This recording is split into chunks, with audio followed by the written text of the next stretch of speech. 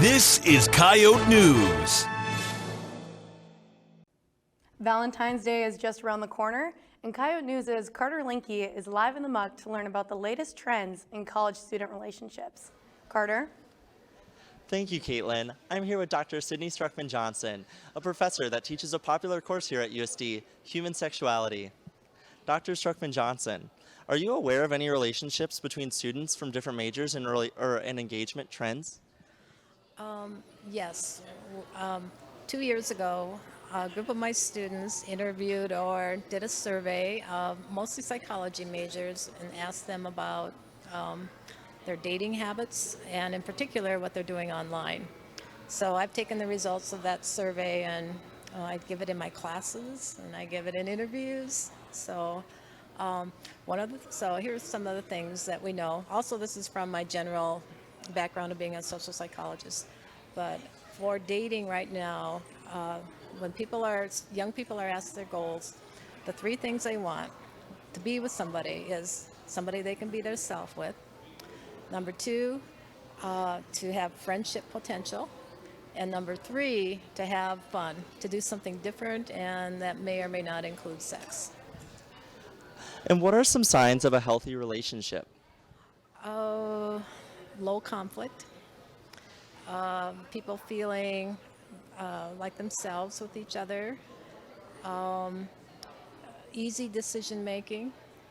I would say, and this is kind of hard to gauge, but other people can tell you, kind of an equalness, equity between the two, that one is not dominating, coming up with all the ideas, one is not doing all the talking, that you find an exchange, a really easy exchange between the two.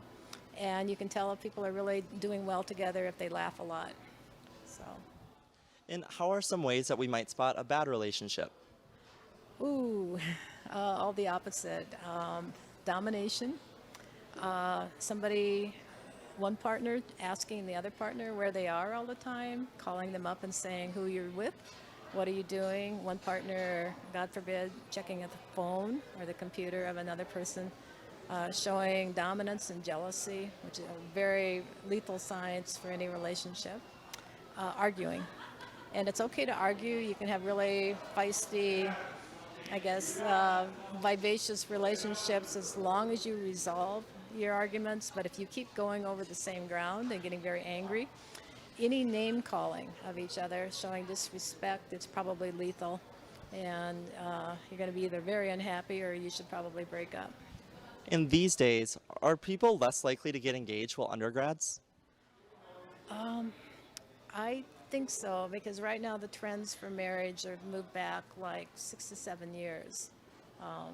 10, 20, or 15 years ago, people were getting married at about shortly after college or right before college. And now the average age is around 27, 28 for marriage, and then plus marriage itself is becoming less likely to happen. People are going for Gen X and Gen Z are moving into the singles, in which they may not marry until maybe even they're 30.